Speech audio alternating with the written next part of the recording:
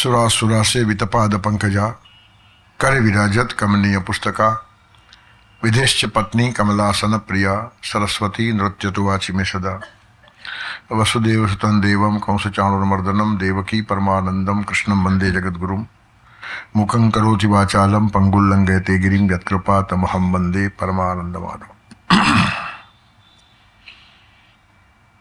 संत ईसु ख्रिस्त आद्य शंकराचार्य અને જ્ઞાનેશ્વર ત્રણેય બ્રહ્મચારી હતા. બ્રહ્મમ ચરતી ઇતિ બ્રહ્મચારી બ્રહ્મવેદાહ તદ અધ્યયનાર્થમ વ્રતમિતિ બ્રહ્મચર્યમ તચ્ચરતી ઇતિ બ્રહ્મચારી. બ્રહ્મચારી એક જુદો વિષય છે. આપણે કોઈ પરણ્યો ન હતો અને બ્રહ્મચારી કહી નાખે, આટલી સહેલી વાત નથી. માતૃત્વ અને પિતૃત્વ બંને ગુણો સંપૂર્ણપણે એક માણસમાં વિકસ્યા હોય તો એને બ્રહ્મચારી કહેવાય. અને તે ઈશુમાં હતા, શંકરાચાર્યમાં હતા અને જ્ઞાનેશ્વરમાં હતા. એ માતા પણ કહેવાય અને પિતા પણ કહેવાય. જ્ઞાનેશ્વરને તો જ્ઞાનદેવ બાવળી કે છે. આ લોકો સંતો પાસે માતૃહૃદય પણ હોય છે. પિતાની જેમ કઠોર પણ થઈ શકે, માતાની જેમ કોમળ પણ રહી શકે. અને આ બધા જ ગુણો એમના જીવનમાં સંક્રાંત થતા હોય છે.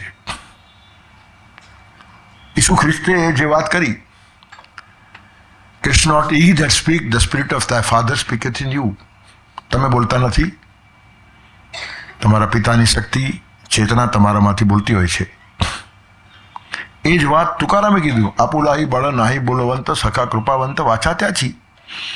હું મારા બળથી બોલતો નથી, ભગવાનની વાચા છે. ઈસુ ખ્રિસ્તને મરાઠી આવડતું નહોતું અને તુકારામને ઇંગ્લિશ આવડતું નહોતું, અને બંને સમકાલીન પણ નહોતા, અને છતાં એક જ ભાષા આવે છે. It's not he that speak, the spirit of the father speaketh in you, એમ ઈસુ કહી શકે. અને આપુલાઈ બળ નાહી બોલવંત સખા કૃપાવંત વાચા ત્યાંથી. આ એક નમ્રતા અને વિનયનું પ્રતીક છે. શંકરાચાર્ય જે વાત કરે તે જ વાત નરસિંહ મહેતા કરી શકે. શ્લોકાર્ધેન પ્રવક્ષ્યામિ યદુક્તમ શાસ્ત્રકોટિ બી બ્રહ્મ સત્ય જગન મિથ્યા જીવો બ્રહ્મૈવ ના પરાહ. બ્રહ્મ સત્ય છે, બાકી બધું મિથ્યા છે. એ વેદાંતની વાત નરસિંહ મહેતા કે છે. જાગીને જોઉં તો જગત દિશે નહીં, ઊંઘમાં અટપટા ભોગ વાસે. ચિત્ત ચૈતન્ય વેદા સદરૂપ છે, બ્રહ્મ લટકા કરે બ્રહ્મ પાસે. શંકરાચાર્ય અને નરસિંહ મહેતા વચ્ચે ઘણું બધું સામ્ય છે. જરાક એક મોટું બ્રોડ વિઝન લઈને જોઈએ ને તો કેટલા બધા પાસેના માણસો આ બધા લાગે છે. કાળમાં ઘણો બધો અંતર હોય, 400, 500 વર્ષ, 800 વર્ષના, 1000 વર્ષના અંતરો હોઈ શકે. પણ જીવનનું દર્શન એકદમ સાફ સુથરું અને સ્પષ્ટ હોય. વિઝન એટલું ક્લિયર હોય, કન્સેપ્ટ એટલા બધા પાકા હોય કે ભૂલમાં ભૂલ થતી નથી. ત્યારે કહેવાનું તાત્પર્ય શું છે કે કેવી રીતના સંતો પોતાના જીવનમાં સમન્વયને સાધે છે આપણે જોયું. જ્ઞાનેશ્વરે પોતાના જીવનમાં જ્ઞાન અને ભક્તિ બંનેનો સમન્વય સાધ્યો. નામદેવ કેવળ ભક્તિ તરફ ઢળી પડ્યા. એક વખત ગોરા કુંભારના ઘરે બધા ભેગા થયા હતા. એ પણ સંત છે, ગોરા કુંભાર. કોઈ કુંભાર હોય, કોઈ દરજી હોય, કોઈ વણકર હોય, કોઈ ચમાર હોય, તે પણ સંત થાય. ભારતમાં આવું કંઈ છે જ નહીં. ગોરા કુંભાર હતા, નામદેવ દરજી હતા, કબીર વણકર હતા, રૈદાસ ચમાર હતા. પણ આ બધી સંતોની પરંપરા છે. તો ગોરા કુંભારને ત્યાં બધા ભેગા થયા હતા. ભજન કીર્તન ચાલે, નામદેવ સરસ ભજનો ગાતા હોય અને જ્ઞાનેશ્વર પ્રવચન કરતા હોય. એમાં ડોક્યુ કરવા મળે ને તો પણ જન્માંતરના પુણ્ય કહેવાય. ગાનાર માણસની કક્ષા પણ એટલી જ ઊંચી ને બોલનાર તો સાક્ષાત પરમાત્મા સુધી પહોંચેલો માણસ. એ જ્ઞાનેશ્વરની બેન મુક્તાબાઈ એ પછી પેલા ગોરા કુંભારને પૂછે છે કે આ શું છે, પેલું માટલું કાચું કે પાકું ટપલું વગાડે ને, તો કે આ શું છે, તો કે આ ટપલું છે. શા કામનું? તો કે માટલા ઉપર વગાડીએ એટલે ખબર પડે કાચું કે પાકું. એટલે મુક્તાબાઈ કહે છે જ્ઞાનેશ્વરને કે આ બધા લોકો અહીંયા બેઠા છે, એમના ટપલા જરા ચેક કરું કાચા કે પાકા. અને જ્ઞાનેશ્વરે હા પાડી, કારણ કે મુક્તાબાઈ એટલે સામાન્ય નહીં, બહુ પહોંચેલી બાઈ. નિવૃત્તિ, જ્ઞાનદેવ, સોપાન, મુક્તાબાઈ, આખો પરિવાર બહુ શ્રેષ્ઠ. ત્યારે બધાના માથે ટપલા મારતી ગઈ. નામદેવને ગમ્યું નહીં. આ છોકરી બાલિસ્તા કરે છે. અને હું ગાતો હું ત્યારે ભગવાન સામે નાચે છે. નામદેવ કીર્તન કરી પુડેદેવ નાચે પાંડુરંગ. હું ભગવાનને નૈવેદ્ય ખવડાવી શકું છું, ભગવાન મારી સામે નાચે છે અને કાચા પાકાની પરીક્ષા આ કરશે? એટલે એ ટપલું મારવા ગઈને એમણે હાથ પકડ્યો કે નહીં, કાંઈ જરૂર નથી. એટલે મુક્તાબાઈ કહે છે, કાચું રે કાચું, આ માટલું કાચું છે. કેટલો આઘાત લાગે. હા, એ જ્ઞાનેશ્વરને કહે છે, જ્ઞાનેશ્વર તમે શું સાથે સાંભળી રહ્યા છો? આ છોકરી આવું કહે છે કે આ માટલું કાચું, શું બોલે છે આ? તમે કેમ કંઈ બોલતા નથી? જ્ઞાનેશ્વર કે મને બીજી ખબર નથી, પણ મુક્તાબાઈ ખોટું બોલતી નથી એટલું મને ખબર છે. એટલે સમર્થન કર્યું, એ જે કહે છે તે સાચું છે. બહુ ખરાબ લાગ્યું નામદેવને, મારું માટલું કાચું. જ્ઞાનેશ્વર, મુક્તાબાઈ, આ બધું પરિવાર એવો છે, કઈ રીતે કોને શું શીખવે, કોની ક્યાં અધુરાશ છે એની પૂર્તિ થવી જોઈએ, એમાં એનો વિકાસ છે. પણ નામદેવને બહુ ખરાબ લાગ્યું. એ દોડતા પંઢરપુર ગયા ભગવાનને પૂછવા માટે કે આ શું ચાલે છે, મારું માટલું કાચું. તમે મારા હાથનું ભોજન કરો, તમે હું ગાતો હોઉં ત્યારે તમે આવીને નાચતા હો અને તે માટલાને આ લોકો કાચું કે એટલે શું છે બધું? પંઢરપુરમાં મંદિરમાં જઈને ભગવાન કે ભગવાન આ બધું શું ચાલે છે, હું કાચો છું? તો કે જ્ઞાનેશ્વર બહુ પહોંચેલી શક્તિ છે, એ કે તે ખોટું ન હોય. પાછું આ જ સમર્થન થયું. તો કે હું કાચો કેવી રીતનો? તો કે તેરા ડોકીથી પંઢરપુર તું 13 માઇલ દોડતો મને પૂછવા આવ્યો તે હું ત્યાં નહોતો? આ માટલું કાચું કહેવાય. એનો અર્થ મૂર્તિમાં, મંદિરમાં ને મારામાં ભગવાન જોવાની ટેવ પડી છે, પણ હું સર્વવ્યાપક છું ત્યાં સુધી હજી તું પહોંચ્યો નથી. જ્ઞાનની પંક્તિમાં થોડોક નીચો છે. કેટલી કક્ષાઓ છે આ લોકોની. આપણે તો બે ભજન ગાય એટલે સીધી હાર માળા પહેરાવીને એવા એના વખાણ કરીએ કે જાણે 7મા આસમાન ચડાવી દઈએ. બે ભજન ગાતા આવડે અને બે વાર્તા કહેતા આવડી તો ભારતમાં સંત થઈ જવું બહુ સહેલું છે. લોકો બેઠા જ છે હાર પહેરાવવા માટે. ભલભલાને પહેરાવી દે. આરતી ભલભલાની ઉતારી નાખે ને પેલો જેની આરતી ઉતારે ક્યારે ઉતરી ગયો તો એને ખબર ના પડે. કેટલી જાગૃતિ જોઈએ, ક્યાં પહોંચી ગયેલા બધા માણસો છે. એ સંતોનો વિચાર કરીએ તો રોમાંચ ખડા થાય. અને આટલી કક્ષાએ પહોંચ્યા પછી પણ કેટલી બધી નમ્રતા છે. એટલે કહેવાનું તાત્પર્ય, સંપૂર્ણ સર્વવ્યાપક પરમાત્મા છે એનું જ્ઞાન થવું જોઈએ. અને પછી ભગવાન પાંડુરંગ વિઠ્ઠલનાથજી પોતે તુકારામને કહે છે કે તું બાજુના ગામમાં જા, ત્યાં વિશોબા ખેચર છે, એને ગુરુ કરને તને જ્ઞાન આપશે. મુક્તાબાઈ જે કહે છે તેનું જ્ઞાનેશ્વર સમર્થન કરે છે, જ્ઞાનેશ્વર જે કહે છે તેનું ભગવાન સમર્થન કરે છે, અને ભગવાન પાછું એને યોગ્ય વ્યક્તિ પાસે મોકલાવે છે. ગામમાં જઈને પૂછે છે કે વિશોબા ખેચર ક્યાં? તો પડ્યા છે મંદિરમાં ક્યાં, ખબર ભક્ત છે, ખોવાઈ ગયેલો માણસ છે. ગયા તો શિવલિંગ ઉપર પગ રાખીને આ માણસ સૂતો હતો. બહુ ખરાબ લાગ્યું. આ આવી રીતનું કરે છે, આ મને શું જ્ઞાન આપશે, આ મારો ગુરુ થશે એમ કે. તે જગાડા ઢંડોળ્યા કે તમે આ શું કરો છો? શિવલિંગ પર પગ રાખ્યા. તો રહી ગયા છે, મારી ઉંમર થઈ છે, મારાથી પગ ઉપડતા નથી, હવે તું ઉપાડીને બીજે મૂકી દે ને જ્યાં શિવલિંગ ના હોય. ઉપાડ્યા, પણ જ્યાં પગ મૂકી તા શિવલિંગ, જ્યાં પગ મૂકી તા શિવલિંગ. એટલે સર્વવ્યાપક પરમાત્માનું જ્ઞાન નામદેવને પણ આપવું પડ્યું, અને એમાં મુક્તાબાઈને જ્ઞાનેશ્વર નિમિત્ત થયા, અને ભગવાને પણ સાથ આપ્યો. કહેવાનું તાત્પર્ય, ક્યાં ક્યાં જીવનમાં અધુરાશો છે આપણા ધ્યાનમાં ના આવે. તમને ભગવાનની ઝલક મળી જાય ને ઝાંખી મળી જાય તો પણ પહોંચી ગયા છો એમ સમજવાની ભૂલ નહીં કરતા. તેથી જ્ઞાનોત્તર ભક્તિ એ શ્રેષ્ઠ છે. અને એટલે જ જ્ઞાનેશ્વરનું સ્થાન જે બહુ ઊંચું છે એનું કારણ આ છે. શંકરાચાર્યનું સ્થાન આટલું ઊંચું છે તેનું કારણ આ છે. શંકરાચાર્ય અને નરસિંહ મહેતાની ભાષા તમને ઘણી ઠેકાણે એક દેખાશે. આ નરસિંહ કંઈ બહુ ભણ્યો નહીં હતો. શંકરાચાર્ય તો વેદાંતનો કાળો પીને બેઠેલા માણસ, પણ મુક્તિ એમના પગ પાસે આવીને ઊભી રહી તો શંકરાચાર્ય કહે છે મોક્ષ જોઈએ જ કોને છે? ન મોક્ષસ્ય આકાંક્ષા ભવવાંછાપી ચ ન મે ન વિજ્ઞાનાપેક્ષા શશિમુખી સુખેચ્છાપી ન પુનઃ અતસ્ત્વામ સંયા છે જનની જનનમ યાતુ મમ વૈ મૃડાની રુદ્રાણી શિવસી ભવાની તી જપતા. મોક્ષ કોને જોઈએ છે? મોક્ષમાં ખાલી અસ્તિત્વ છે. અદ્વૈતમાં અસ્તિત્વ છે, દ્વૈતમાં રમત છે, રમવાની મજા જુદી છે. એ જ વાત રામાનુજ કહે છે, જે પરંપરામાં કબીર આવ્યા. રામાનુજ કહે છે મારે સાકર થવું નથી, મારે સાકર ખાવી છે. હા, સાકર ખાવાની એક મજા છે. દ્વૈત સિવાય રમાય નહીં. એકમાં આનંદ નહીં, તેથી જ બ્રહ્મ જુદો થયો. ખુદ શિવ થયો ને દીકરા તુજને પ્રભુએ જીવ કર્યો. પણ જીવ થતા નિજ શક્તિ બોલી આખરે જીવડો થયો. સત્યમ શિવમ ને સુંદરમનો અંશ તું હલકો થયો. ને એકાકી રમતે એકલો માણસ રમી શકતો નથી. પરમાત્માને પણ ચેન નહીં પડ્યું, આખું વિશ્વ ઊભું કર્યું છે. ત્યારે દ્વૈતમાં એક મજા છે. શંકરાચાર્ય કે મને મોક્ષ જોઈતો જ નથી, અતસ્ત્વામ સંજ્ઞા છે, માં તારી પાસે માગું છું, જનની જનના મને જન્મ આપ. બરાબર હા જ વાત નરસિંહ મહેતા કહે છે. હરિના જન તો મુક્તિને માગે, માગે જન્મો જન્મ અવતાર રે. ભાગવાનું શા માટે? શું દુઃખ છે અહીંયા?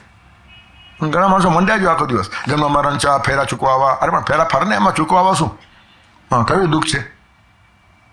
શ્રીખંડપુરી જમવા મળે છે, સારા કપડાં પહેરવા મળે છે, હા, મોટા મોટા મોલ પડ્યા છે, ગાડીમાં બેસો તો સ્ટેશન લોકો વાનગી લઈને ખવડાવવા આવે છે. હા, આથી સેવા તો કોઈની થાય નહીં. હા, તમે વલસાડ પહોંચો ને કેળાવાળો કેળા લઈને આવે, પોતે ખાવાનું તમારા માટે લઈ આવ્યો છે. હા, કેટલી બધી વ્યવસ્થા છે. અને કંઈક સારું સાંભળવું હોય તો પ્રેમપુરી છે. દુઃખ છે શું આપણને? હા, ભાગમ ભાગ છે નહીં કરવાનું. શું ભાગવાનું છે? કંઈ ખબર નથી. તને ઈશ્વર જે ઈચ્છા સાથે કરે ને, અમને કંઈ ખબર નથી. જહાં જન્મ હરિભક્ત કહાઈ, અંતકાલ રઘુબરપુર જાઈ. જહાં ભક્ત, જહાં જન્મ હરિભક્ત કહાઈ. હનુમાન ચાલીસામાં તુલસીદાસજી આ જ વાત કરે છે કે અંતકાળ આવશે તો ભગવાનમાં ભળી જશું. એ મુક્તિ છે. અંતકાળ એટલે મુક્તિ. હા, પ્રયાણકાળ એટલે મુક્તિ નહીં. ગીતાએ 2 કાળ બતાવે છે. માણસ મરી જાય તે પ્રયાણકાળ છે, અને ભળી જાય ભગવાનમાં એ અંતકાળ છે. અંતકાલ એ છે મામેવ સ્મરણ મુક્ત્વા કલમ. ઘણા માણસો ખુશ થાય, ગમે એટલા પાપ કરો ને અંતે ભગવાનનું નામ લેશું. અરે આપણા અંત નથી, પ્રયાણ છે. જ્યારે પાછા આવે ત્યારે પ્રવાણ કહેવાય, ને પાછા ના આવે ત્યારે અંત કહેવાય. તમે અહીંથી પૂના જાઓ ને, અંતકાલ ન કહેવાય, પ્રયાણકાળ. પાછા આવશો. હા, ક્યાં પ્રયાણ કર્યું? પૂના તરફ. શા માટે? પાછા મુંબઈ આવવા માટે. તેથી પ્રયાણકાળ અને અંતકાળ જુદો છે. પણ કેટલાક ભોળિયા સમજે નહીં કંઈ. અરે સમજાવનાર સમજતા નથી, સમજનાર શું સમજે? મને એક વક્તાની નિખાલસતા બહુ ગમેલી. હા, એક વક્તાને કોઈ શ્રોતાએ કીધું તમારી એકે વાત મને સમજાઈ નહીં. હું ત્યાં સાંભળતો ઉભેલો. ત્યારે વક્તાએ હસતા હસતા કીધું કે મારી વાત મને સમજાઈ નથી તો તને ક્યાંથી સમજાય? કેટલી મોટી વાત કરી. આ પણ નિખાલસતા છે. મને ઉલટું એ વક્તા માટે માન થયું. ત્યારે કહેવાનું તાત્પર્ય શું છે કે જીવનની અંદર જે ઊંચાઈ છે ને, આ સંતો પાસે જબરજસ્ત છે. પ્રયાણકાળ અને અંતકાળ વચ્ચેનો જુદો ભેદ છે. અને અંતકાલે એ જ વાત ધ્યાનમાં આવશે જે આખી જિંદગી કરી છે. એમ ગીતા સ્પષ્ટ કહે છે, યમ યમ વાપી સ્મરણ ભાવમ તજત્તંતે કલેવરમ તમ તમે વૈતિ કૌંતે સદા તદભાવ ભાવિત. સતત તમારા મગજમાં જે વિચાર જીવનભર ચાલ્યા હશે ને, એ જ અંતે આવીને ઊભા રહેશે. અંતે ભગવાનનું નામ નથી આવતું. ખબર નહીં, નામ લેવાય પણ નહીં. કફ વાત પિત્ત એનાથી ઘડું શોષાઈ જાય, વાણી ચાલી જાય. નામ તમે શું લેવાના હતા? અને વાણી ચાલુ હોય તો પણ આડું અવડું યાદ આવશે, ભગવાન યાદ નહીં આવે. એક સટોડિયો હતો, આખો દિવસ લિયા દિયા કરે, પછી માંદો પડે, હોસ્પિટલમાં એડમિટ થયો, સન્નિપાત થયો. ઘડીકમાં ભાનમાં આવે, ઘડીકમાં બેભાન થાય, ઘડીકમાં ભાનમાં આવે. ડૉક્ટરો બેચાર ઉભેલા. એક ડૉક્ટરે તાવમાં આપ્યો કે બહુ ગજબ છે, 106 ડિગ્રી. એટલે આ ભાનમાં આવ્યો કે 108 થાય ત્યારે વેચી નાખજો. એટલે તને વેચવાનો છે. હવે આ શેર બજારના ભાવ નથી, પણ જિંદગીભર જે કર્યું હોય ને જતું નથી. તેથી અંતકાળ અને પ્રયાણકાળ વચ્ચેનો ફરક આપણા ધ્યાનમાં નથી આવતો. ત્યારે આ સંતો બહુ મુક્ત હોય છે. ન મોક્ષસ્ય આકાંક્ષા. મોક્ષ જોઈએ જ કોને છે? છોડાવો. અરે પણ ક્યાં પકડાયા છો? કોઈ પકડતું નથી આપણને. આપણે જ પકડાવાનું છે ને આપણે જ છૂટવાનું છે. ઉલટી મહેનત છોડી દો ને. પકડાયા તો કાંઈ વાંધો નહીં. અંતકાલ રઘુબરપુર જાય, અને જ્યાં જન્મ તો હરિભક્ત કહાય. અંતકાલમાં ગયા તો ભગવાન પાસે ગયા, ને નહીં આવે તો પાછા આવીને ભગવાનનું કામ કરશું. આમાં છે શું?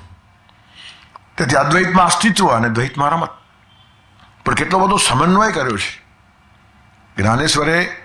જ્ઞાન અને ભક્તિનો સમન્વય કર્યો. એમાં જ્ઞાનની થોડી કમી નામદેવ પાસે હતી, તો એને કેવી રીતનો ટર્ન આપીને આખો પરમ કક્ષા ઉપર લઈ જવાની વાત સંતોએ અને પરમાત્માએ સાથે મળીને કરી. આ મોટી વાત છે.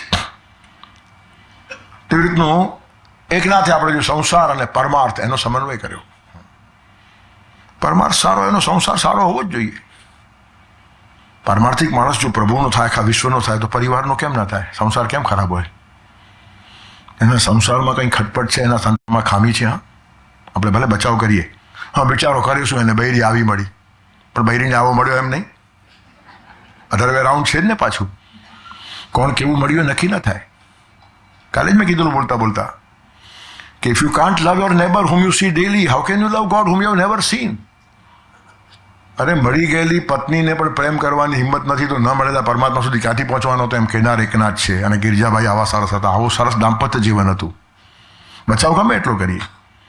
એટલે મેં કાલે કીધું તુકારામ બહુ હાઈટ છે, તુકારામ જેવા તેવા નથી, પણ એકનાથની કક્ષા કરતાં જરાક નીચે આવે. સંસારમાં સંઘર્ષ હતો, ફરિયાદ નહોતી એમની, ખુશ હતા જે થાય તે. ભગવાનની કૃપાથી હું બોલું છું એમ જે માણસ કહી શકે એની હાઈટ બિલકુલ ઓછી નથી. પણ તમે જુઓ ક્રમ જુઓ તો કયો ક્રમ મૂક્યો છે? નિવૃત્તિ જ્ઞાનદેવ સોપાન મુક્તાબાઈ, એકનાથ નામદેવ તુકારામ. નામદેવ તુકારામને નીચે મૂક્યા ને એકનાથ અને ઉપર રાખ્યા જ્ઞાનેશ્વરને. જ્ઞાનેશ્વરને એકનાથની જે હાઈટ છે ભક્તિ અને જ્ઞાનના સમન્વયમાં થોડાક નામદેવ નીચે આવ્યા અને સંસાર અને પરમાત્મા સમન્વયમાં થોડાક તુકારામ નીચે આવ્યા. આ સમજદાર વર્ગ પાસે બોલાય હે, આમાંથી કોઈ નાનું નથી. કોઈએ પરીક્ષા આપીને રિઝલ્ટ આવી ગયું છે ને કોઈ અપિયર થયો છે, પાસ જ થવાનો છે. આવા લેવલના બધા માણસો છે એટલે કોઈને જરા આપણા જેવા સમજવાની ભૂલ નહીં કરતા. પણ બહુ સૂક્ષ્મ ફરક ઉપર હોય છે. બહુ હાઈટ ઉપર ગયા પછી ઓક્સિજન સાથે રાખવું પડે એવી ઝીણી હવા હોય, ત્યાંના બારીક ફરક છે આ બધા. પ્રત્યેક બધાને ખબર છે, લખતી વખતે લખે છે નિવૃત્તિ જ્ઞાનદેવ સોપાન મુક્તાબાઈ, એકનાથ નામદેવ તુકારામ. તુકારામ પણ બહુ મોટા હતા. એક વખત કોઈ બેન આપઘાત કરતા હતા, રાતના કીર્તનમાંથી પાછા આવે છે, દોડ્યા, હાથ પકડ્યો બેનનો, કેમ આપઘાત કરે છે? તો કે મારા સંસારમાં જીવવા જેવું છે જ નહીં. અરે શું વાત છે? આપઘાત કરીને 7 જન્મ ખરાબ થઈ જાય. તો કે વાત કરવી સહેલી છે, આ સ્થિતિમાંથી પસાર થાય એને ખબર પડે. શું સ્થિતિ છે? તો કોઈ વિધવા છું, સગર્ભા છું, મારો પગ આડો અવડો પડી ગયો, જેની સાથે આ કર્મ થયું જવાબદારી લેવા તૈયાર નથી, તો આ પેટમાં બાળક છે, નામ કોનું આપું? એટલા સરળ સંત હતા તુકારામ. મારું નામ આપજે, મરવાનું શું હોય? કલ્પના કરો, આજે પણ કોઈ હવે હિંમત નહીં કરે. હા, આટલા વર્ષો પછી. અને તે કાળે આ વાત કરવી એટલે પછી જાહેર થયું કે તુકારામનું બાળક આ બેનના પેટમાં છે. લોકો શરૂ થઈ ગયા, અમને ખબર જ હોય આ બધા ભજનો કરે, પછી આવા જ ભજન ચાલતા હોય. લોકોને મોઢે કંઈ ગળું બંધાય છે, ચાલ્યું બધું ચાલ્યું છે ફટાફટ. અને ખરાબ વાત તો લોકો એટલા જલ્દી માની લે, સારી વાત જલ્દી નહીં માને. હા, તમે કોઈને કહી દેજો આ માણસ બહુ સારો છે, તમને લાગે અમે જાણીએ ને કેવો છે. અને જરાક કહો કે આ માણસ ખરાબ છે, તમને આજે ખબર પડી? અમે તો વર્ષોથી ઓળખીએ. હા, એટલે લોકોને જે નેગેટિવ સાઈડ છે એમાં બહુ રસ હોય. જે તુકારામની લોકોએ પાલખી ઉપાડી એ તુકારામને સામે જુએ જ નહીં. તુકાઝાદા સાંદા વિટંબીથી પોરે રાંડા, નાના છોકરાઓ બૈરાઓ મસ્કરી કરતા, આ તુકારામ જો કેવો છે સાવ. પણ એની ફરિયાદ નથી. ઘરે એકાંતા છે વાસ. તુકારામ ઉલટા ભગવાનને કે ભગવાન સારું છે, બધાને ભગાડી મૂકે, આપણને ભેગા બેસવા ટાઈમ જ નહોતો મળતો. આવી ઘટનાઓ બને ને ત્યારે લોકો ખુશ થઈ જાય. આજ તો શું બધી વ્યવસ્થાઓ છે, પણ એક કાળે ગામડાઓમાં લગ્ન થાય ને તો વરવધુને મળવા ટાઈમ ન મળે. 50-100 મહેમાન આવીને બેઠા હોય, એ બધા જાય ત્યારે પતિ પત્નીનું મિલન થાય. અને આ દામાદના કે બહારગામથી આવ્યા હોય 8-10 દિવસ જવાની વાત ન કરે. પછી એક દિવસ પતિ આવીને કે જેને જવું હોય તો આજે સાંજના ઉપડો, કાલથી 15 દિવસ એસટીની સ્ટ્રાઇક છે. એટલે બધા બિસ્તરા બાંધીને ભાગે, ત્યારે પછી પતિ પત્નીનું મિલન થાય. તેમાં ટોળાઓમાં માણસ ખોવાઈ જાય તો ભગવાનને મળવા ટાઈમ ન હોય, એટલે ભગવાન કંઈક એવું કરે, બધા ભાગી જાય. પછી ભગવાનને એની જોડે બેસવું છે. મુદ્દો આ છે. આ તુકારામ છે, એટલે હલકો નહીં સમજતા. પણ કમ્પેરિઝન જ્યારે કરીએ અને સમન્વયની વાત કરીએ છીએ ત્યારે સંસાર અને પરમાર્થનો પણ સમન્વય થવો જોઈએ, જ્ઞાન અને ભક્તિનો પણ સમન્વય થવો જોઈએ. આટલું જ નહીં, હિન્દુ મુસ્લિમ સમન્વય કબીર અને નાનક કરી બતાવ્યો છે. કબીર અને નાનક બંનેમાં પૂજાય છે. ગુરુ નાનક શાહ ફકીર, હિન્દુ કે ગુરુ, મુસલમાન કે પીર. બહુ મોટું નામ નાનકનું, પણ બહુ મોટું નામ કબીરજીનું. અને કબીરજી એટલે બહુ કટ્ટર, કોઈ દંભ સહન કરે નહીં. કાશીમાં મુક્તિ મળે છે એટલે મરતા પહેલા કાશીની બહાર નીકળી ગયા કહેવા માટે, જોઉં છું મારી મુક્તિને કોણ અટકાવે છે. એનું કારણ કાશી એ જ્ઞાનનું પ્રતીક છે. જ્ઞાનથી મુક્તિ મળે છે. ઋતે જ્ઞાનાત્મ મુક્તિ. ખાલી કાશી સ્થળ વિશેષ નથી. તમારા જીવનમાં જ્ઞાન છે તો અહીંયા જ કાશી છે, અને જ્ઞાન ન હોય તો કાશીમાં જઈને પણ કાશી નથી. આ ક્રાંતિકારી કબીર હતા. એકવાર ગંગા કિનારે કોઈ સાધુ આવીને બેસી ગયો. જટા જેટલી માથા ઉપર, દાઢી એટલી લાંબી, બસમના પટ્ટાઓ, મોટા મોટી માળાઓ પહેરેલી, 2 છેડા આજુબાજુ ઊભા રાખી દીધા. લોકો તો પછી લાગ્યા પગે. અને આ લોકો કીધા કરે 200 વર્ષથી સ્વામીજીનું મૌન છે, એ તો અમને ખબર છે, આગળ કેટલું કોને ખબર? એટલે આ ચેલાઓ 200 વર્ષથી વધારે ઉંમરના, તો ગુરુની ઉંમર કેટલી? અને લાઈન લાગી હજારો માણસોની. ગુરુજીનું મૌન છે, બોલતા જ નથી. પગે લાગો ને આશીર્વાદ લો, પગે લાગો ને આશીર્વાદ લો. લોકો આશીર્વાદ લઈને પૈસા મૂકતા જાય. કબીરજીના શિષ્યો ગોઠવાઈ ગયા કે કબીર પાસે ઘણા દિવસ હજી વળ્યું નહીં, આમાં હાથ બાત રાખીને પતતું હોય તો બતાવો ને. શોર્ટકટ. માણસોને શું જોઈએ ખબર નહીં પડે. કબીરજી જેવો ગુરુ મળ્યા પછી પણ અડાવડા ફાફા મારતા જ હોય. પછી કબીરજીને પણ કહે તમે બી ચાલો ને, તમે સાધના ઘણી કરી, મહેનત ઘણી કરી, પણ હવે આ તો હાથ લગાડીને બધું કલ્યાણ થાય છે. કબીરજી મનમાં સમજે કે હવે શું કલ્યાણ થવાનું હતું, પણ જોઈએ તો ખરા શું ચાલે છે જરા. કબીરજી આવ્યા, આવીને બેઠા, હાથ જોડ્યા, એટલે બસ આશીર્વાદ લઈ લો. કબીરજી કે મારે એમને પ્રશ્ન પૂછવા છે. નહીં, બોલતા જ નથી. અવચન એને પ્રવચન. અજ્ઞાની માણસ વિદ્વાનો પાસે મૌન રહે તો જેની બાંધી મુઠ્ઠી લાખની રહે. મૌનમ સર્વાર્થ સાધનમ. ત્યારે કબીરજી કે આટલું બધું જ્ઞાન હોય ને એનો સમાજને લાભ ન મળે તો કેમ ચાલે? કંઈક તો એમણે બોલવું જ જોઈએ. પહેલાં ચીડાઈ ગયા. એટલે કબીરજી પછી એના સામે જુએ છે અને કહે છે ઉપર કી તો બડી અચ્છી બની હૈ લેकिन भीतर की तो राम जाने. પેલા સાધુ સંશડાઈ ગયા. ભીતર से मैं बुरा हूं. अरे स्वामी जी आपका मौन है, भीतर की बाहर आ गई. हाँ, 1 મિનિટમાં ખલાસ કર્યો માણસને. એટલે કોઈના દંભને આ લોકો ચલાવી લેતા નથી ને કોઈનાથી ડરતા પણ નથી. આ બાબો શું નુકસાન કરવાનો હતો? આપણે નહીં બોલાય નહીં, બાપજી નારાજ થઈ જાય. બાપ જેવું નારાજ થઈ જાય. નારાજ થાય તે બાપજી હોય જ નહીં. કારણ વગરનો ક્રોધ કરે મહાપુરુષ કહેવાય. અરે કેટલા પ્રેમાળ હોય. જેની પાસે ગયા પછી ભય દૂર થાય તે મહાપુરુષ કહેવાય. જેની પાસે ગયા પછી બોજો ખલાસ થઈ જાય તે મહાપુરુષ કહેવાય. જેની પાસે માણસ મોકળાશ અને હળવાશ અનુભવે તે મહાપુરુષ કહેવાય. જેની હાજરીમાં વાતાવરણ ભાર થઈ જાય એ ગમે એટલો મોટો હશે, ક્યાંક કંઈક ખોટું છે એમ સમજી લો. એ તો બોજો થાય જ નહીં. પણ લોકો એટલા બધા ભોળા છે અને પાછા એમ કે એની મોટા માણસોને તો આપણે સાચવવા જોઈએ. હાસ્યાસ્પદ છે. મોટા માણસોને આપણે સાચવીએ કે મોટા માણસો આપણને સાચવે? જેને સાચવવા પડે મોટા હોય. કૃષ્ણ ભગવાનને કોને સાચવ્યા? કૃષ્ણે ગાયોને સાચવી, ગોવાળિયાને સાચવ્યા, ગોપીઓને સાચવી, દ્રૌપદીને સાચવી, પાંડવોને સાચ્યા, રાધાને સાચવી, સુદામાને સાચવ્યો. કોઈએ કૃષ્ણને સાચવ્યો જ નથી. એ તો સાચવવા આવેલા માણસો છે. પણ આજે તો કેટલા સંતો જેટલી વધારે સગવડ માગે એટલો મોટો સંત કહેવાય. ગામઠી ભાષામાં કહું લોકોનું લોહી પી જાય તે સંત. બહુ ખરાબ વ્યાખ્યા છે પણ મેં જોયા છે, આવા નખરાઓ જોયા છે. સ્પેશિયલ સોફા મગાવે ને એના પર સ્પેશિયલ ગાલીચો બિછાવે. અરે પણ આખા થિયેટરમાં બધી ખુરશીઓ ગાદીવાળી છે, બેસને કાંટા ને કાંટા વાગે છે. પણ કેટલો ત્રાસ થાય આયોજકોને. સ્પેશિયલ સોફા સિવાય બેસતા નથી ને એના પર સ્પેશિયલ એનો ગાલીચો હોવો જોઈએ ને આગળ પાછી એક ટીપોઈ હોવી જોઈએ ને પછી પાણી પીએ કે ના પીએ 2 લોટા રાખવા જ જોઈએ ને બધું. આ ઠોઠ નિશાળીઓને વેતરના જાજા. આ સ્પીડને પણ એટલી બધી શણગારે. પાછળ લાઇટ. પાછળ લાઇટ નહીં, તારા ચહેરા ઉપર લાઇટ જોઈએ. આ લાઇટ ગઈ એટલે આ લાઇટ તરફ ધ્યાન ખેંચે. લોકો ત્યાં જો હું જોવા જેવો નથી. બહુ અઘરું કામ છે આ. અને આપણે જ બગાડ્યા છે આ લોકોને. વધારે સગવડ જેમ આપતા જાય એમ તે વધારે માગતા જાય. અરે સરળ કામ છે, એમાં છે શું? કોઈના પર ઉપકાર છે? હું તમારા પાસે આવીને બોલું છું, અહીંયા ઉપકાર કરવા આવું છું. મારો અભ્યાસ ચાલે છે, મારો વિકાસ થાય છે, મને અંદરથી પ્રસન્નતા મળે છે. તમે મારા માટે આમ કરો, તમે મારા માટે આમ કરો. અરે કંઈ કોઈના પર ઉપકાર કરીએ છીએ આપણે તો પછી બેસને ઘરે કંઈ જરૂર નથી તારી. નખરામાં જ બધું ખલાસ થયું છે. નખરા શબ્દ જ કહે છે કે નખરા, એ બધા ખોટા છે.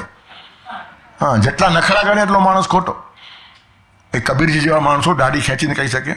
હા, પેલા બાવાને કીધું ભીતર કી બહાર આ ગઈ લો. આ સંતો ખરેખર સમજવા જેવા છે. વિઝન અને દ્રષ્ટિ એમના પાસે મેળવવા જેવી છે. એ જ નરસિંહ મહેતાએ જ્ઞાન અને ભક્તિનો સમન્વય કર્યો છે. જાગીને જોઉં તો જગત દિશે નહીં, બધું ડિસ્કાર્ડ કરી શકે ને પાછું કહી શકે અખિલ બ્રહ્માંડમાં એક હતું શ્રી હરિ. બધે જ તું વ્યાપક છે. હા, શૂન્ય છે એમ પણ કે, પૂર્ણ છે એમ પણ કે, અને પાછું ક્યારેક ભગવાનને એમ પણ કે પ્રેમ રસ પાને તું મોરના પીછધર, તત્વનું ટૂંપણું તુચ્છ લાગે. મુક્ત તત્વજ્ઞાનને પણ કે પ્રેમ રસ પા, અમને પ્રેમ જોઈએ છે. કેટલી મોટી વાત છે. નીતિની વાતો પણ કેટલી સરળ કીધી છે. વૈષ્ણવજન તો તેને રે કહીએ જે પીડ પરાઈ જાણે રે. પરાઈ પીડને જાણવી એટલે અનુભવવી અને એની પીડ દૂર કરવાનો પ્રયત્ન શરૂ કરવો, ત્યારે જાણ્યું કહેવાય. ખાલી જાણીએ શું અર્થ છે? હા, દુર્યોધન બધું જાણતો હતો પણ કર્યું શું? પાછું પોતે કહે છે જાનામી ધર્મમ ન ચ મે પ્રવૃત્તિ, જાનામી અધર્મમ ન ચ મે નિવૃત્તિ. ધર્મ જાણું છું પણ કરતો નથી, પછી જાણ્યું કેમ કહેવાય? તમે જે જાણો છો તે કરો ત્યારે જ જાણ્યું કહેવાય. સોક્રેટિસે કીધું કે નોલેજ ઇઝ વર્ચ્યુ. જ્ઞાન એ જીવન છે, જ્ઞાન એ ચરિત્ર છે, જ્ઞાન એ સદગુણ છે. માણસ સારું જાણતો તો ખરાબ કરે જ નહીં, આવું સોક્રેટિસનું કહેવું છે. હવે સોક્રેટિસને ગયા પછી ઘણા લોકો વિરોધ કર્યો કે સોક્રેટિસ પોતે સારો માણસ હતો, એ જેવું જાણતો હતો સારું તેવું કરતો હતો. બધા માણસો એવા હોતા નથી. ત્યારે પોતાના ઉપરથી વાક્ય લખ્યું, સારું જાણતો હોય તે માણસ સારું જ કરે, એ વાત ખોટી છે. ઘણા માણસો સારું જાણતા હોય છે અને પ્રેમથી ખોટું કરતા હોય છે. ત્યારે પછી પ્લેટોએ જવાબ આપ્યો કે તમે સોક્રેટિસને બરાબર સમજ્યા જ નથી. સારું જાણ્યા પછી જો માણસ સારું ન કરે તો એ સારું જાણ્યો જ નથી, જાણ્યો છે એ પણ એનો ભ્રમ છે. સોક્રેટિસને આ કહેવું છે. Knowing is doing. તમે જાણ્યા એટલે તમારામાં થવું જ જોઈએ. પછી ન થાય તો એ જાણકારી છે, એ પણ તમારી ભ્રાંતિ છે. એમાં જલ્દી બહાર આવી જાઓ. તેથી નરસિંહ મહેતા કહે છે, વૈષ્ણવજન તો તેને રે કહીએ જે પીડ પરાઈ જાણે રે. પરાઈ પીડ જાણો, પણ હવે આજના કાળમાં એટલું કહું, કમસે કમ પીડ પરાઈ માણે રે એવા તો ન થાવ. બીજાની પીડાનો આનંદ તો ન લો. કેટલી કક્ષા આપણી નીચે ઉતરી ગઈ છે. તેથી નીતિમત્તા નરસિંહ મહેતા સમજાવે છે, વેદાંતની વાતો નરસિંહ મહેતા કરે છે, પ્રેમ અને ભક્તિની વાતો એ જ નરસિંહ મહેતા કરે છે. અને પછાત વર્ગમાં જઈને ભજનો ગાવાની શરૂઆત એણે કરેલી. તે કાળે આ કરવું શરૂ નહીં હતું. આજે પણ કેટલું અઘરું છે. ગાંધીજીના પણ નાકમાં દમ આવેલો કેટલાક કામો કરતી વખતે. તો નરસિંહ મહેતાનું એ ભજન ગાંધીજીને એટલા માટે પ્રિય હતું કે વૈષ્ણવ એટલે શું? ખાલી દર્શન કર્યા મંગળાના વૈષ્ણવ થઈ ગયા એમ? ભગવાનના દર્શન ચોક્કસ કરો, પણ એમાંથી શક્તિ મળે એ સમાજ સેવા માટે વાપરતા જાઓ અને ભગવાન તો જ ખુશ થશે. સ્વકર્મણાતમ અભ્યર્ચ્ય સિદ્ધિ વિંદતિ માનવ. પોતાના કર્મોથી જે ભગવાનની પૂજા કરે છે તે માણસ ભગવાનને ગમે છે. તેથી નરસિંહ મહેતાએ જબરજસ્ત કામ કર્યું છે, પુષ્કળ કામ કર્યું છે. અને વેદાંતની વાતો આ માણસે પોતે કરેલી છે. આમ પાછો પણ હતો, પણ કોઠાસું જ હોય છે. બે ચાર ડિગ્રી મળી જાય ને એટલે માણસ જ્ઞાની થયો એમ સમજો નહીં. મને હિન્દી શબ્દ ગમે છે. ડિગ્રીના લોકો ઉપાધિ કહે છે. ઉપાધિમાં પડ્યો. ડિગ્રી એટલે ઉપાધિ. બહુ સરસ શબ્દો ગોતી કાઢ્યા લોકોએ કે હવે આ ઉપાધિ લાગી આને. હવે એના જેવું દુઃખી માણસ કોઈ નહીં. આધી વ્યાધિને વળી હોય ઉપાધિ તો કહેને ભાઈ ક્યાંથી લાગે સાચી સમાધિ. ત્યારે નરસિંહ મહેતા પાસે કોઈ ઉપાધિ નહીં હતી અને પરિણામે એને સમાધિ લાગી ગઈ. સંવેદનાશીલ માણસ હતો. પરિવર્તન કેવું આવ્યું છે? ભાભી એક મેણું માર્યું ને આ માણસ જાગી ગયો અને આપણને ભક્ત નરસિંહો મળ્યો, પણ અંદરનો તવો ગરમ હતો. Heat while iron is hot.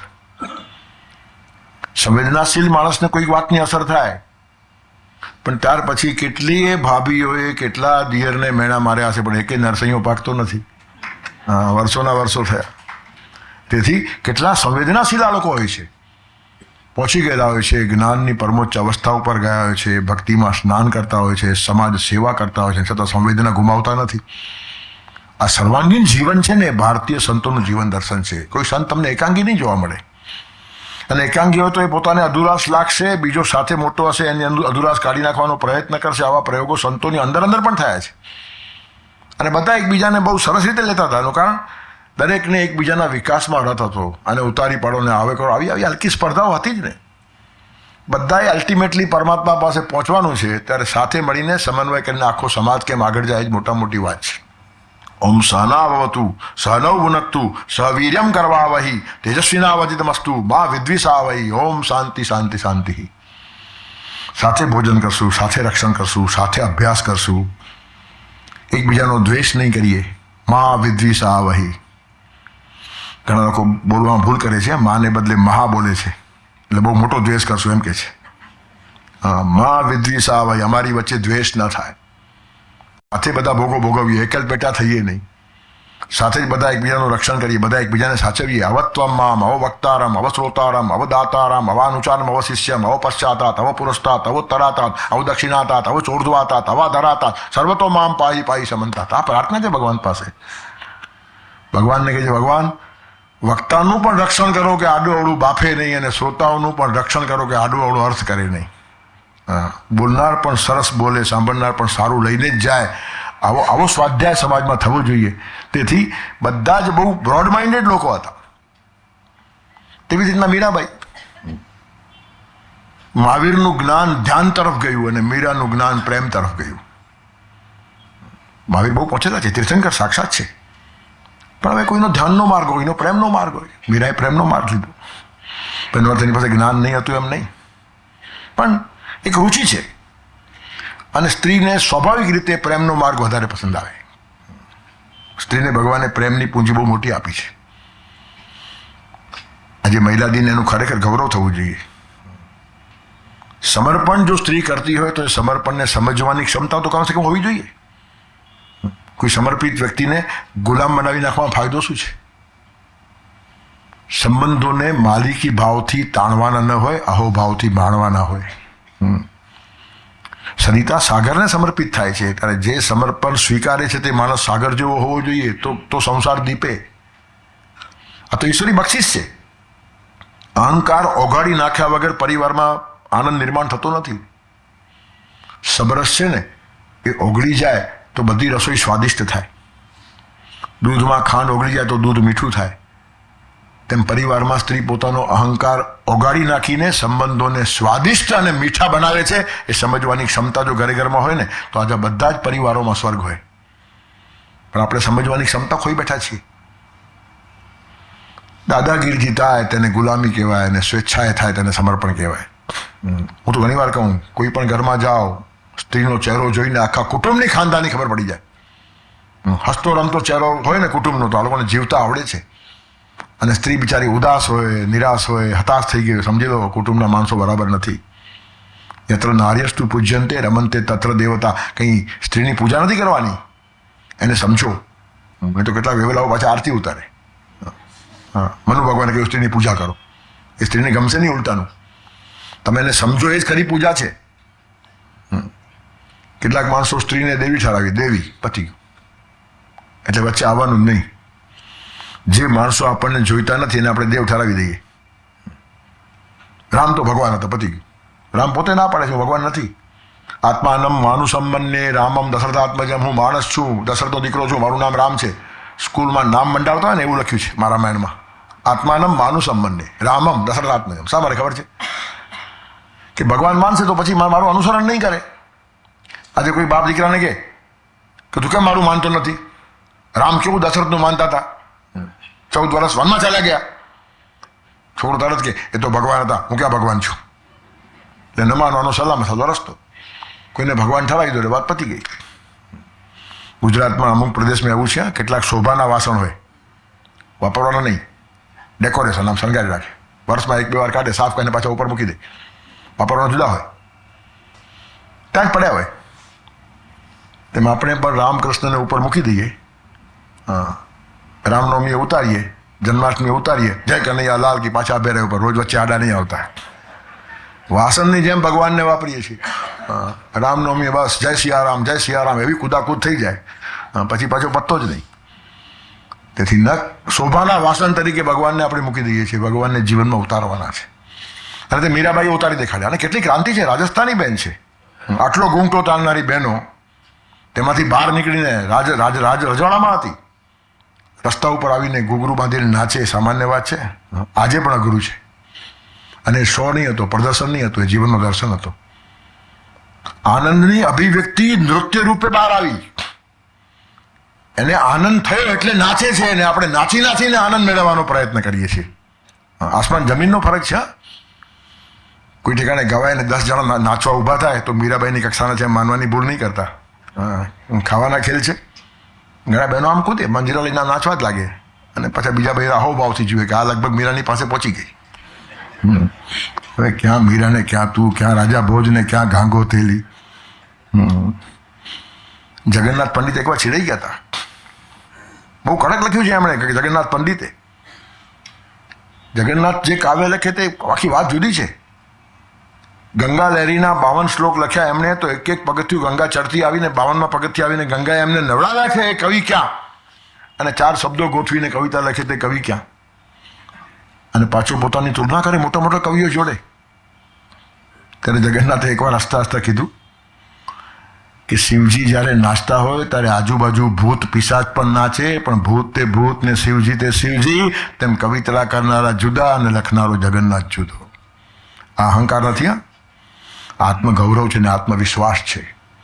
અને જગન્નાથ ન કહે તો કોઈને ખબર પડે જ નહીં. તેથી કેટલીક વાર આ લોકોએ આત્મગૌરવની ને આત્મપ્રૌઢિની ભાષા બોલવી પડે. ભગવાનને ગીતામાં આખો વિભૂતિઓ કેવો પડ્યો છે એનું કારણ માણસોની સમજવાની ક્ષમતા ગઈ છે. બધે હું છું. ઘણા માણસોને ભગવાનનો એમાં અહંકાર દેખાય. તું બેસને, ભગવાનનો અહંકાર, આખી દુનિયા જ ભગવાનની છે. એનું જ એક સ્વરૂપ તારામાં છે, પણ તું એને ઓળખતો નથી. એની વ્યથા છે. તને સમજાવવાને માટે આખો વિભૂતિઓ કીધો છે, પણ આપણે ક્ષમતા ખોઈ બેસીએ છીએ. તેથી મીરાબાઈને ઝેરનો પ્યાલો આપ્યો અને ઝેર પીધું ને પછી અમૃત થઈ ગયું. ઠીક છે, આપ્યું હશે ને થઈ પણ જાય, પણ લોકો ગમે તેમ બોલે એ ઝેર નથી. તમે સાચા અને સારા હો છતાં તમારા માટે લોકો જ્યારે અસ્તવ્યસ્ત બોલે તો એ ઝેર છે, પણ શાંત ઉભા રહો, એ જ અમૃત થઈ જશે. જગના સૌ ઝેર પ્રભુ અમૃત બનાવશે, પંક વિશે પંક જીવનનું ખીલાવશે. રખે એનો સદા તું સથવારો, નહીં થાશે વાકો વાળતારો. મીરાબાઈ સ્વસ્થ ઉભા રહ્યા છે. લોક કહે મીરાબાઈ બાવરી, સાસ કહે કુલના સિરે, સાધુ સંગ બેઠ બેઠ લોક રાજ ખોઈ રહે. ઓછું બોલાયું છે એના માટે. એકવાર તો તુલસીદાસને એણે પત્ર લખ્યો કે મને કંઈ સમજાવો, આ શું થાય છે? હું તો ભક્તિના માર્ગે છું, આગળના માર્ગે છું, લોકો બધી નિંદા કરે છે, અસ્તવ્યસ્ત બોલે છે, કોઈકનું સમર્થન જોઈએ આવા ટાઈમે. તુલસીદાસ જવાબ આપે છે કે જાકે હિય ન રામ બૈદેહી તજીએ તાકો કોટી બૈરીસમ યદ્યપિ પરમ સનેહી. જેના હૃદયમાં સીતારામનો વાસ નથી અને તે ગમે એટલો આપણો સગો હોય પણ એનો ત્યાગ કરો. એનું કારણ ઈશ્વરની સાથે અનુકૂળ હોય ને આપણા માર્ગમાં કામ આવે તે જ માણસો આપણા છે. બાકીના માણસો આપણે સ્વજન માની લઈએ છીએ. અર્જુને બધાને સ્વજન માને, સ્વજન નથી એમ કહેવાની હિંમત કૃષ્ણે દેખાડી છે. ગીતામાં આજ તો ગડબડ થઈ છે. મામા કંસ અને માસી પૂતનાને મારીને આવેલો માણસ જ સમજાવી શકે કે સ્વજન કોને કહેવાય. આપણે બધા સરખા. પૂજ્ય જ્ઞાનેશ્વર ને પૂજ્ય માસીજી બે સરખા. પૂજ્ય માસાજી ને પૂજ્ય કાકાજી ને બધા પૂજ્ય થઈ ગયા. અરે there is not to question why, there is but to do or die. આવી જેના માટે ભાવના હશે ત્યાં પૂજ્ય લખાય. એક વાત એની માનવાની નહીં. આગળ પરમ પૂજ્ય લખ્યા કરો. એટલું સસ્તું થઈ ગયું છે પરમ પૂજ્ય, પૂછો જ નહીં. કેટલાક માણસોને કંઈ મળી જાય ને, કંઈ રતન બિતન પદ્મશ્રી કે આ કે પછી પદ્મશ્રી લખ્યા જ કરે. પદ્મશ્રી ફલાણા, પદ્મશ્રી હવે મૂકને માથાકૂટ પદ્મશ્રી શું લખવાનું હતું, પણ લખ્યા જ કરે. એક માણસને ખોર ભૂલાવવા માટે કેટલાક લોકોએ નક્કી કર્યું કે આપણે બધા એને કાગળ લખ્યું પદ્મશ્રી લખવાનું. એ 500 આગળ રોજ જાય પદ્મશ્રી લખ્યું, કારણ એવો કંટાળો આવ્યો કે હવે જાન છોડાવો. પણ આપણને એટલો બધો મોહ છે વિશેષણોનો, આટલી પણ સમજણ નથી પડતી. જેટલા વિશેષણ આગળ આવે ને એટલા આપણે પાછળ હટતા જઈએ છીએ. અને જે ડબ્બાને ખેંચવા આટલા એન્જિન જોઈએ, ડબ્બો કેવો ભારી કહેવાય. મીરાબાઈને કંઈ જોતું નથી, બાવડી થઈને ઊભી રહી છે, નાચે છે. અબ તો બાત ફેલ ગઈ, હોની ઓછો હોય. અને એ મીરાએ રૈદાસને પોતાના ગુરુ બનાવ્યા છે. રૈદાસ ચમાર છે, બૂટ ચપ્પલ સીવે છે. અહીંયા કોઈ સંતો એટલે અમુક જ્ઞાતિનો ઇજારો નથી. નામદેવ દરજી હતા, કબીર વણકર હતા, ગોરા કુંભાર હતા, સેના નાઈ હજામ હતા, ચમાર હતા રૈદાસ, અને મીરાએ ગુરુ કર્યા છે. રૈદાસના સમયમાં એમના ગામનો એક સંઘ કાશી જવાનો હતો. રૈદાસે ના પાડી, માં નથી આવું. ખૂબ આગ્રહ કર્યો આ લોકોએ. સંઘને એમ થયું પૈસા નહીં, હવે ચાલો ને વાંધો નહીં, તો 50માં 51 સમય જાય, તમારી પાસે કંઈ ચાર્જ નહીં, 50 જણા છીએ ને અમે. હવે આ રૈદાસના હાઈટ ખબર પડે આ લોકોને. તો એ સવાલ નથી, મને અત્યારે અનુકૂળ નથી લાગતું, મને મજા નથી, એ રીતે આવવાની ઈચ્છા થઈ નથી, તો હું પહોંચી વળું એમ છું. ઠીક છે, ચાલો જવા દો. સોમાની માણસ છે એટલે આપણું લેશે નહીં, પણ ના આવવાનું કારણ એ જ છે, પૈસાની અછત છે. મહિનો ફરીને સંઘ પાછો આવ્યો. પછી એક બેન પાછા એની પાસે આવ્યા હશે કે ચપ્પલ સીવડાવવા. તો મોઢું ઉતરી ગયેલું. તો કેમ બેન તમારું મોઢું ઉતરી ગયું? યાત્રા કરી આવ્યા પછી તો માણસ ચમકતો હોવો, સરસ હોવો જોઈએ. તો કે મારા હાથમાં જે કંકણ હતું ને સોનાનું હતું, એ ત્યાં ગંગા નદીમાં પડી ગયું ને હાથમાં પાછું આવ્યું નહીં, એટલે મારો બધું મૂડ ગયો યાત્રાનો એમ. અમને દયા આવી, કથરોટ પડ્યું હતું, પાણીમાં હાથ ફેર્યું, સોનાનું કંગણ લાવીને આપ્યું. બેન તમારું છે? તો કે હા મારું છે. તારે ગામને ખબર પડી કે આ ગંગામાં ના આવે, ગંગા એની પાસે આવે. અને ત્યારથી કહેવત પડી, મન ચંગા તો કથરોટ મેં ગંગા. આ સંતો છે ભારતના. હા, પૈસા નથી એટલે યાત્રા નથી કરવાની. અને યાત્રા કરી આવે કયા શુક્રવાર કરે છે. હા, મને એક ભાઈ કે રાજગરો ખાવ કે નહીં? મેં કીધું રાજગરો ખાવાનું ને બીજાનું રાજ પચાવી પાડો, ના ખાવો સારો. તો કે મને એલર્જી છે, મને ફરાળી ફાવતું જ નથી, ખાવું તો બાંધો પડું. તેથી હું રામનવમી કરતો નથી, જન્માષ્ટમી કરતો નથી, મહાશિવરાત્રિ પણ કરતો નથી. મને ચાલુ ખોરાક ચાલે, જોઈએ તો ન ખાવું, ઉપવાસ કરી નાખું, પણ આ રાજગરો ન ખવાય, સામો ન ખવાય, સુરણ બોરણ ન ખવાય. એલર્જી છે, ચોક્કસ માંદો પડું 2 કલાકની અંદર. અને છતાં મને વિકાસ થયો તો લાગતું નથી. અને સુરણ ખાવાવાળા વિકસી ગયા છે એવો કોઈ જોયો નથી મેં. કે આણે રાજગરો ખાધો એટલે પહોંચી ગયો, ઉપરનું રાજ મળી ગયું એને સીધું. મારો વાંધો નથી, ખાઓ, ખાનારને ભાવ તો ઘણા ભાવે છે. વાત જોતા 11ની ક્યારે આવે, ચેન્જ ઓફ ફૂડ છે. અને એ બાને 11 યાદ તો રહે છે, એ તો સાચી ક્યારેક સમજાશે. એટલે એનો વિરોધ નથી કરતો, પણ આપણા બધા કન્સેપ્ટ આવા બાંધેલા છે. ફલાણો હોય તેજ પલો કહેવાય, ફલાણું આવું કહેવાય. હવે ચમાર બૂટ ચપ્પલ સીવતો એ તમને દુનિયાભરનું જ્ઞાન આપી શકે. વણકર કબીર ઘણું સમજાવી શકે, નામદેવ દરજી ઘણું બધું કહી શકે. ત્યારે આ બધા સંતો અતિશય મહાન છે. અને મીરાબાઈએ પણ બહુ મોટી ક્રાંતિ કરી છે. તુલસીદાસ હતા જ મોટા. સ્ત્રીમાં અત્યંત આસક્ત હતા, સ્ત્રી વગર એને ચાલે જ નહીં. પત્નીને પિયર જવા ન દે. એકવાર પરાણે પત્નીને ખાસ કામ હતું, કહીશ તો રજા નહીં મળે, કીધા વગર ચાલી ગઈ. ઘરે આવે, પત્નીને જોઈ નહીં, બેચેન થઈ ગયા. રાતના ધોધમાર વરસાદ પડતો તો પત્નીને પિયર જવા તૈયાર થયા, સાસરે પોતાને. પછી નદી આવી, એક શબ નદીમાં તરતું હતું, એને નૌકા સમજીને બેસી ગયા, અને શબ તરતું સામે પહોંચી ગયું. પત્નીના મકાન પાસે પહોંચ્યા તો ત્યાં એક સાપ કઈ લટકતો હશે. એને એમ કે પત્નીને પણ મારી આટલી જ જરૂર છે, રસી બાંધી રાખી, જો આવું તો કામ લાગે. સર્વમ તત કિલ મત પરાયણમાં હો કામી સ્વતામ પશ્યતિ. કાળીદાસ લખે છે, કામી માણસ છે ને એ બધી વાતોને પોતાની અનુકૂળતા પ્રમાણે જોયા કરે. એનું મન જ એવું થઈ જાય કે જેવું મારામાં છે એવું સામે છે, એટલે એને જો વ્યવસ્થા રાખી છે. એટલે સાપને પકડીને ઉપર ગયા અને પહોંચ્યા રત્નાવલીના રૂમમાં. બહુ દુઃખ થયું, રત્નાને બહુ દુઃખ થયું. પતિ જ્યારે પત્નીના શરીર માટે જ પત્ની પાસે જાય ત્યારે અંદરથી એ પતિ પત્નીને ગમતો નથી. એના મન પાસે જાઓ, એની બુદ્ધિ પાસે જાઓ, એના હૃદય પાસે જાઓ, એના આત્મા પાસે જાઓ. કેટલી ઊંડાણ છે, પણ ઊંડાણ જાય કોણ? કિનારા ઉપર રમ્યા કરવાનું. કોઈ પણ જીવંત વ્યક્તિને વસ્તુ તરીકે વાપરવી એ પાપ છે, એ પ્રજ્ઞાપરાધ છે. એ સમજવાની ક્ષમતા પણ સમાજ ખોઈ બેઠો છે. મનપૂર્વક થાય તેને સાક્ષાત્કાર કહેવાય, અને અનિચ્છાથી થાય તેને બલાત્કાર કહેવાય. બલાત્કાર પરપુરુષ જ કરે છે, એ માનવાની ભ્રાંતિમાં રહેવા જેવું નથી. ઘણા પતિઓ પણ વર્ષો સુધી બલાત્કાર કરતા હોય છે. રત્નાવલી હચમચી ગઈ છે કે આટલી બધી આસક્તિ. પણ માણસ બહુ વિદ્વાન, એટલા બધા તુલસીદાસજી ભણેલા હતા. અને બુદ્ધિમાન માણસ વધારે કામી હોય છે એવું શાસ્ત્રકારો બી કહે છે, સાયકોલોજીમાં લખાણ છે. તેથી કામનો માણસ ગુલામ. એક મેણું માર્યું ને નરસિંહ મહેતા બદલાયા, તે મેં એક વાત કીધી કે અસ્થિ ચર્મમય દેહ में जैसी प्रीति હોય ऐसी हो श्री राम में, તો પલા ન પકડે કોઈ. હાડો હાડ લાગી ગયો, વાત સાચી છે. હું આટલો નીચે ઉતરી ગયો. તુલસી એની માનું નામ. તુલસીને રત્નાવલીએ સંત તુલસીદાસમાં ફેરવી નાખ્યા. આખો બદલાયો અને આખું રામાયણ એને પ્રાકૃત ભાષામાં આપી દીધું. આજે યુપીની અંદર તુલસીનું રામાયણ ગવાય છે. વાલ્મીકી રામાયણ સંસ્કૃતમાં છે, વાંચનારા માણસો ઓછા, પણ તુલસીની ચોપાઈઓ ગામે ગામ ગવાય છે. આટલું મોટું કામ એનું થયું.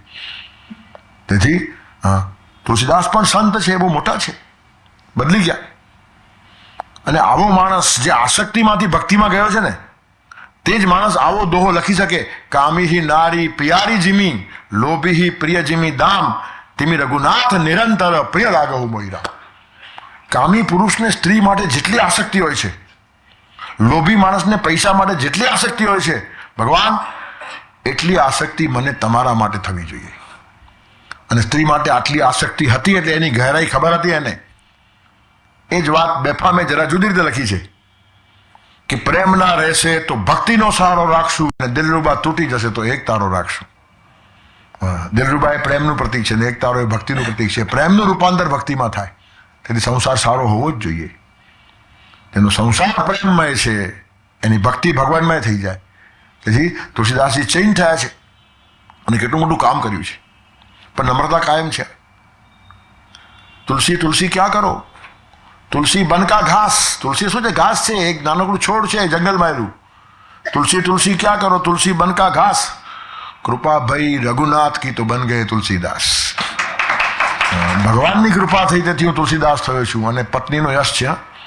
પત્ની પણ ગુરુ થઈ જાય. પતિ જ ગુરુ છે. મસ્તીમાં પતિઓએ ફરવા જેવું નથી. પતિવ્રતા સ્ત્રીના બે અર્થ છે. પતિના વ્રતની રક્ષા કરે પતિવ્રતા, અને પતિને વ્રત ન હોય તો વ્રત આપે એને પણ પતિવ્રતા કહેવાય. તેથી ઘણી પત્નીઓએ પતિના જીવન બદલાવ્યા છે, એવો પણ એક ઇતિહાસ છે. તેથી અમુક જ જ્ઞાતિમાં જ ગુરુઓ થાય, કે અમુક જ સ્ત્રી હોય કે પુરુષ હોય આવું સ્ત્રી હોય તો ગુરુ ન થાય, આવું નથી. આખી દિશા બદલાવી નાખી. અને પાછી તુલસીદાસને ખબર પણ છે, અતિ પરિચય અવજ્ઞા. એમણે એકવાર કીધું કહેતા તુલસી કભી ન જાઈએ આપણે બાપ કે ગામ. પોતાના ગામમાં માણસની કિંમત ન હોય. તુલસી કભી ન જાઈએ આપણે બાપ કે ગામ. એકવાર ગયા હતા, શું જોવા મળ્યું? દાસ ગયો તુલસી ગયો, રહ્યો તુલસીઓ નામ. ગામના માણસો દુનિયા સંત તુલસીદાસ તરીકે પૂછે, પણ ગામમાં જાય આ તો આપણો તુલસીઓ. એટલે માણસની કિંમત થાય છે પરમાત્માની કૃપાથી જ થાય છે. બાકી તરત માણસો તમને ડિગ્રેડ કરી નાખે જરાવારમાં. પણ આટલી નમ્રતા છે. કબીર આટલા મોટા જ્ઞાની, પણ કે શું છે? કબીર ક્યાં કરો જાઓ જમના કે તીર, એક એક ગોપી કે પ્રેમ મેં બહ ગયે લાખ કબીર. એ લોકોની પાછી નમ્રતા આટલી જ છે. જેટલો માણસ ઉપર જાય ને એટલો માણસ નમ્ર થાય. ઝાડ ઉપર ફળ આવે તો ઝાડ નમે ઉપર ન જાય. વાદળમાં પાણી ભરાય તો વરસી પડે, ઉપર આકાશમાં વધારે ઊંચે ન જાય. તેમ જેટલી સમૃદ્ધિ, જેટલી સંપત્તિ, જેટલી સિદ્ધિઓ મળતી હોય ને એટલો માણસ વિશેષ નમ્ર થવો જોઈએ. તુલસીદાસે આ બધું કરી દેખાડ્યું છે. અને તુલસીદાસને પણ હનુમાન ચાલીસા લખવાની પ્રેરણા ભગવાન શિવજીએ આપી છે. સાખી ગૌરીશા એટલે કોણ? વિશ્વામિત્રને રામરક્ષા લખવાની પ્રેરણા પણ શિવજીએ જ આપી છે. ત્યારે શિવ રામના સ્તોત્રો લખવાનું કે શિવ હનુમાન ચાલીસા લખવાનું કે તો પછી શિવ અને રામમાં ઝઘડો હોય ખરો? સમજ્યા વગરના માણસો ઝઘડા કરે છે. ત્યારે આ બધી વાતો જો સમજાય ને તો સંતોનું આખું વિઝન ધ્યાનમાં આવે કે જીવન દર્શન કેવું મજાનું સંતોનું હોય છે. તેવા સુરદાસજી અંધા હતા, પણ બહુ વિષાદ અને દુઃખના ગીતો લખતા હતા. કરોડો ગીતો લખતા હતા. પછી મહાપ્રભુજીનો બેટો થઈ ગયો. મહાપ્રભુજીને ગમ્યું નહીં આ બધું, કે શું આખો દિવસ રડતી વાતો કરવાની. એમણે વિઝન આપ્યું એને કે સુરદાસ તને બહુ શક્તિ ભગવાને આપી છે, તું બાલકૃષ્ણના મધુર ગીતો ગાવાની શરૂઆત કર. અને આ લોકોના શબ્દમાં તાકાત હોય છે. કેટલાક માણસો ગમે એટલું કે કલાક બે કલાકના વ્યાખ્યાનની અસર ન થાય, પણ આ લોકોનું એક સૂત્ર કામ લાગી જાય. એનું કારણ જીવન બોલે છે, જીભ નથી બોલતી. તેથી મહાપ્રભુજી એક વાત કરી અને સુરદાસ જાગ્યા છે. અને પછી એમણે જે પદો લખ્યા છે ને, કોઈની તાકાત નથી કે બાલકૃષ્ણના પદોમાં સુરદાસની આગળ જાય. ભૈયા મોઈ મેં નહીં માખન ખાયો, બોર ભયો ગયન કે પીછે મધુવન મોહી પઠાયો. રેડ હેન્ડેડ પકડાયો છે, મોઢા ઉપર માખણ છે, તો એ પોતાની માને કે છે તું સ્વભાવની તું ભોળી છે, ઇનકે કઈ પતિ આવ્યો, આનો વિશ્વાસ કરે છે. અરે ગ્વાલ બાલ સબ बैर पर हैं बरबस मुख लपटायो, मैं बालक भैयन को छोटो छिका કી વિધિ પાયો. હું આવડો આમ તો છું, મારા હાથ નાના, છીકા ઉપર પહોંચું કેવી રીતનું? હવે પિરામિડ થઈને ઉપર કેમ જવું શીખવાડનાર પાછો આ જ. અને પાછું મોઢું રંગાયેલું છે, તો કે તું મને વઢે ને એટલા માટે આ બધા લોકોએ પરાને મારા મોઢા પર ઘસ્યું છે. હવે આવા ભાવ નિર્માણ કરવા સુરદાસજી, જેની પાસે આંખ નથી એની પાસે દ્રષ્ટિ હતી, અને દ્રષ્ટિ મહાપ્રભુજી આપી હતી. ભૈયા મોઈ દાઉ બહુ જ કીજાયો, બલરામ મને બહુ ચીડવે છે. મૂસો કહત મોલ કો લીનો તો એ જસુમતી કબ જાયો, તને તો વેચાતો લીધો છે, તને જસુમતીએ જન્મ આપ્યો જ નથી. ઘોરે નંદ જસોદા ઘોરી તુમ કત શ્યામ શરીર, ચૂટકી દે દઈ હસત ગ્વાલ સબ શીખે દે તો બલબીર. બધા મારી મસ્કરી કરે છે અને આ બલરામ શીખવાડે છે. આવી બધી ફરિયાદો કરે છે. અને જરાક યશોદા ગરમ થાય તો લે તારી લાકડી, ये रे तेरी लकुटी कमरिया बहुती नाच નચાયો, જીએ તેરે કછું ભેદ ઉપજીએ જાની પરાયો જાયો. ઉપજાનું છું એટલે પછી યશોદાના આંખમાં પાણી આવે, પછી ભેટી પડે. આવી બધી બાળ લીલાઓ સુરદાસજીના વાણીમાંથી પ્રગટી છે. તેથી બહારની આંખો ન હોય તેને પણ અંદરનું વિઝન મળી જાય, આપનાર મહાપુરુષ છે. તેથી વલ્લભાચાર્યજીનો સંગ થયા પછી, મહાપ્રભુનો સંગ થયા પછી સુરદાસની આખી જીવનની ધારા બદલાઈ ગઈ છે. ત્યારે સુરદાસજી બહુ હાઈટ પર ગયા છે.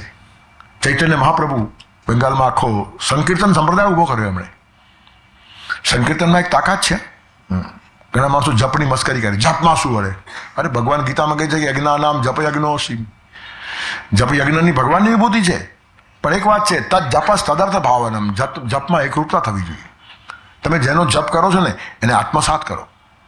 રામનો જપ કરતા હો તો રામ તમારા જીવનમાં ઉતરવો જોઈએ. કૃષ્ણનો જપ કરતા હો તો કૃષ્ણ જીવનમાં ઉતરવો જોઈએ. રામનો જપ કરે તો સત્યવાદી હોય જ, કૃષ્ણનો જપ કરે તો પ્રેમાળ હોવો જ જોઈએ, સવાલ જ નહીં. મહાવીરનો જપ કરે તો અહિંસક હોવો જ જોઈએ, બુદ્ધનો જપ કરે તો કરુણાથી ભરેલો હોવો જ જોઈએ, ગાયત્રીનો જપ કરે તો તેજસ્વી હોવો જ જોઈએ. ચહેરો ચમકતો હોય, એનું ખબર પડે ચહેરો જોઈને આ ગાયત્રી માતાનો ઉપાસક છે, સૂર્ય જેવું તેજ છે, તत् સવિતુર વરેણ્યમ ભર્ગો દેવસ્ય ધીમહિ ધિયો ન પ્રચોદયાત્. ત્યારે સંકીર્તનમાં એક તાકાત છે, આત્મસાત કરો. સંકીર્તનમાં પ્રભુની હાજરીની પ્રતીતા થાય છે. ભગવાનનું સ્મરણ અને હરિની હાજરી માણસને નિર્ભય બનાવે છે અને પાપ પરાંગમુખ બનાવે છે. તમારી જોડે ભગવાન છે, સતત તમે એને યાદ કરો છો. પાપ કેમ કરશો? દુનિયાથી છુપાવીને પાપ થાય છે, ભગવાનથી છુપાવીને પાપ થઈ જ શકતું નથી. અને 24 કલાક જે સ્મરણ કરતો હોય ભગવાન એની જોડે ને જોડે છે, તેથી આ માણસ પોતાની મેળે નિષ્પાપ થઈ જાય. સંકીર્તન ભક્તિની મોટી વાત ચૈતન્ય મહાપ્રભુ ઊભી કરી. જેમ મીરાબાઈ નાચતા નાચતા ફરતા તેમ આ પણ સંકીર્તન કરતા ફરતા હતા અને હજારો લોકોના જીવન પરિવર્તન એમણે કરી નાખ્યા છે. તેવી રીતના શિવાજી મહારાજના ગુરુ સમર્થ રામદાસ સ્વામી કેટલા મોટા. શિવાજીને આખો ઊભો એમણે કર્યો છે. શિવાજીને બહાદુર સેના પણ એમણે જ આપી છે. અખાડાઓ ગામે ગામ ખોલ્યા, વ્યાયામ કરો ને વીર થાઓ, નબળા માણસોનું કામ નહીં, નાય મહાત્મા બળહીન લભ્ય, નબળા માણસોનું રાષ્ટ્ર ખલાસ થઈ જાય. પણ સાથે એક બીજી વાત કરી, દરેક મારુતિ મંદિરમાં, વ્યાયામશાળામાં એક મારુતિનું મંદિર. શક્તિ મેળવ્યા પછી વાપરવાની કેમ હનુમાને વાપરી એમ, રાવણે વાપરી એમ નહીં. તો હનુમાનને પગે લાગીને જાઓ અને કહો કે હું સમર્થ બનીશ અને રામનું કામ કરીશ, રામદાસ થઈશ, રામ શત્રુ નહીં. શક્તિ રાવણ પાસે હતી પણ રામ શત્રુ થયો, અને શક્તિ હનુમાન પાસે રામદાસ થયો. ત્યાં પોતે પણ રામદાસ પોતાને દાસ કહે છે. અને રામનો દાસ થાય ને તેનું સામર્થ્ય વધે એટલે આગળ સમર્થ આવ્યું અને પછી એનું સ્વામિત્વ બધે જ ચાલે. છત્રપતિ શિવાજી પણ એના પગ ઉપર મુગટ રાખીને એ કે તે કરે. પણ કેટલા નૈતિક અને પ્રામાણિક હતા. એકવાર એમના શિષ્યો સાથે કંઈ ફરવા ગયેલા તો એક શેરડીના ખેતરમાં બધાને ભૂખ લાગી, શિષ્યો ઘૂસી ગયા અને શેરડીને ખાવા લાગ્યા. રામદાસ એક ઝાડ નીચે બેઠેલા. થોડી વારમાં ખેડૂતો આવ્યો કે આ બધા ચોર છે, શેરડી ખાય છે મારા ખેતરની, મારવા આવ્યો. તો બધા ભાગ્યા અને રામદાસની આજુબાજુ બેસી ગયા. પહેલાં એમ થયું આ ચોર છે ને એનો સરદાર છે. તો એક તમાચો ખેડૂતે રામદાસને માર્યો. હવે શિવાજી મહારાજનો ગુરુ શિષ્યોની હાજરીમાં ગુરુને તમાચો પડે, બધા ચીડાઈ ગયા એકદમ. સમજ્યું છે આ માણસ. રામદાસ કે આવાજ નહીં, ચૂપ રહો. એક ખેડૂતનું એડ્રેસ લીધું, બીજે દિવસે એને સભામાં આવવાનું કીધું. સભામાં આવ્યા તો શિવાજી મહારાજ રામદાસના પગ દાબતા હતા. ખેડૂત ગભરાઈ ગયો કે તમાચો કોને માર્યો મેં? શિવાજી મહારાજ જેના પગ દાબે છે આ માણસને કાલે લાભો માર્યો મેં? બિચારો આમ ધ્રુજવા લાગ્યો. શિષ્યો કહેવા લાગ્યા છત્રપતિ શિવાજીને સીધો કરો આને, કાલે રામદાસને તમાચો માર્યો એને. શિવાજી તલવાર ખેંચી, મારા ગુરુને તમાચો માર્યો. રામદાસ કે ઉભા રહો, એનો કાંઈ દોષ નથી. મને તમાચો માર્યો એનું મારા શિષ્યોને દુઃખ થાય છે, પણ મારા શિષ્યોએ ચોરી કરીને શેરડી ખાધી ત્યારે મારા શિષ્યો ચોર થયા અને હું ચોરનો ગુરુ છું એનું દુઃખ નથી, તેનું મને આશ્ચર્ય છે. એ લોકોએ ચોરી કરીને શેરડી ખાધી એટલે હું ચોરનો ગુરુ થયો છું. ત્યારે શિવાજીને કહે છે કે મેં એને બોલાવ્યો છે, એનું મહેસૂલ માફ કર, એને ઇનામ આપ અને બધો જ જે એનું નુકસાન થયું છે વળતર કરી આપ. અને શિવાજીને ખાસ કીધું કે નાના માણસના અવાજને દાબવાનો કોઈ દિવસ પ્રયત્ન નહીં કરતો, એમાંથી ભગવાન બોલે છે અને તું છત્રપતિ બનશે જો આ ધ્યાન રાખશે તો. આને કહેવાય ગુરુ. શિષ્યોને પાપ કરતા અટકાવે અને તેની સામે આજે ગુરુઓ પાક્યા છે. તારે જે કરવું હોય તે કર, 10% મને આપજે. અરે પણ બધાના 10% પાપ એટલે તારું પાપ થયું કેટલું? 1000% થયું, 1,00,000% થયું. અને આવું કહેતા ગુરુને શરમ નથી આવતી ને એને આપણે ગુરુ માનીએ છીએ. એ પેટ ભરો માણસ આપણને ક્યાં આગળ લઈ જવાનો હતો, પણ સમજ નહીં, આપણે એટલા બધા નીચા ઉતરી ગયા છીએ, સમજણ પણ ખોઈ બેઠા છીએ. એ વાતો જીવનમાં નથી પણ એ વાતો સમજવાની ક્ષમતા માણસ ખોઈ બેસે છે. એકનાથ સ્વામીએ કાશીમાં ભાગવત કરી, બહુ મોટા. હા, એકનાથી ભાગવત છે. એકાદશ સ્કંદ ઉપર એકનાથ સ્વામીએ આખું ભાગવત લખ્યું છે. ઘણા તો એકાદશ સ્કંદ વાંચતા નથી, 10મ સ્કંદમાં લીલાઓ પૂરી, જય રામજી કી, કૃષ્ણ કનૈયા લાલ કી જય કહીને ઊભા થઈ જાય. પણ આખો જ્ઞાનનો રાશિ છે 11મા સ્કંદમાં. અને એમણે કાશીમાં જ્યારે વાંચી ત્યારે લોકો આવવા તૈયાર નહીં કે આ માણસ શું આપણને કહેવાનો, સંસ્કૃતના બધા વિદ્વાનો. પણ એમની વાણીમાં જે મધુરતા, મીઠાશ, જે ભક્તિનો ચમત્કાર, ધીરે ધીરે માણસો વધવા લાગ્યા. છેલ્લે દિવસે હજારો માણસો. અને એટલા પ્રભાવિત થયા કે એકનાથને કહે છે કે આજે પૂર્ણાહુતિ છે, અમે તમારી પાલખી કાઢશું. એકનાથે ના પાડી. પાલખી મારી ન હોય, ભાગવતની હોય, મહિમા એનો છે, એના લીધે હું ઊભો છું. અને તે દિવસથી ભાગવતની પોથી યાત્રા શરૂ થઈ. એકનાથે પણ પોથી માથા ઉપર લીધી ને બધાને ભેગા ચાલ્યા અને બધાએ પોથી લીધી. અને આજે ભાગવત વાંચનારને ઘોડાગાડી ના આપો તો ચેન પડતું નથી. પૂછે પાછા, ઘોડાગાડી છે ને બરાબર વ્યવસ્થિત? 4 ઘોડાવાળી? હા, ચાલ ઉપર ચડતું. જે માણસ આટલું ભાગવત કહી શકે છે તેને બિચારાને શરમ લાગે છે કે હું કેમ ઘોડા ઉપર ચડી જાઉં. પણ બહુ ઘોડા ઉપર ચડે ને બીજે જન્મે ઘોડો થાય પોતે જ. હા. અને એક ભાઈએ સવારના કીધું કે જરા સાચી વાતો પણ કહેજો. હવે કંઈ નાખો, એમાં શું છે, મારે ક્યાં ઘોડાગાડીમાં બેસવું છે. અને હું જતો નથી વરઘોડામાં. મને ઘણી વાર કહે શોભાયાત્રામાં આવજો. મેં કીધું પછી આવીશ, તમે મંડપમાં પહોંચો પછી આવીશ. અને કેમ? મેં કીધું ઘોડાગાડીમાં બેસીશ નહીં તો બેસનારે સંકોચ થશે કે હરીભાઈ પગે હોય તો એ પણ ઉતરશે, તમારી મજા બગડ, તમે હલાવો ને હું પછી પહોંચી આવીશ. કારણ કે લોકોને એમ થાય ને અમે હવે આ બધું ગોઠવ્યું છે એટલે પછી એમને સારું આગળ બેસવું પડે. એટલે હું પછી આ વરઘોડામાં જતો જ નથી. બધું વરઘોડો પતી જાય પછી જે કેવું હોય તે ભાગવત નદીને કહી આવવાનું 5-10 મિનિટ. પણ કેટલી નમ્રતા છે. અદ્ભુત ભાગવત કીધા પછી પોથી યાત્રા થવી જોઈએ. આ પોથી યાત્રા એકનાથ સ્વામીએ શરૂ કરી છે. બહુ ઓછા લોકોને ખબર છે. આટલી આ લોકોની હાઈટ છે. ત્યારે બધા જે સંતો છે એમના સાનિધ્યમાં આપણે 2 દિવસ ફર્યા અને મુક્ત વિહાર કર્યો છે. કોઈ દાવો નથી. બધા સંતને આપણે સમજી શકીએ એવો પણ દાવો નથી, સમજાવી ક્યાંથી શકીએ.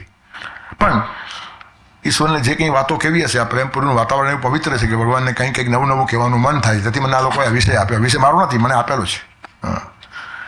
ભારતીય સંતોનું જીવન દર્શન બહુ સારું. ભગવાનની કંઈ ઈચ્છા હશે કે કમસે કમ આવા સરસ સંતોને આપણે ઓળખીએ ને કંઈક પણ દ્રષ્ટિએ આવે ને તો આપણે વિકાસના માર્ગે જઈએ. એક માણસ સાચી વાત સમજે ને 10 માણસોને કહે ને તો કચરો સાફ કરવામાં કેટલી અનુકૂળતા આપણને પડે. તેથી આપણે બધા જ ભગવાનના એમ્બેસેડર છીએ. સાચી વાત સમજવાની અને જરૂર પડે ત્યાં કહેવાની. ખોટી વાતનો વિરોધ કરવાની હિંમત ન હોય તો કમસે કમ સાથ ના આપતા આગળ રહેતા આવડશે ને તો પણ આ કચરો ધીરે ધીરે સાફ થશે. નહીં તો આ ધર્મનું ક્ષેત્ર ધીરે ધીરે અધાર્મિક બનતું જાય છે.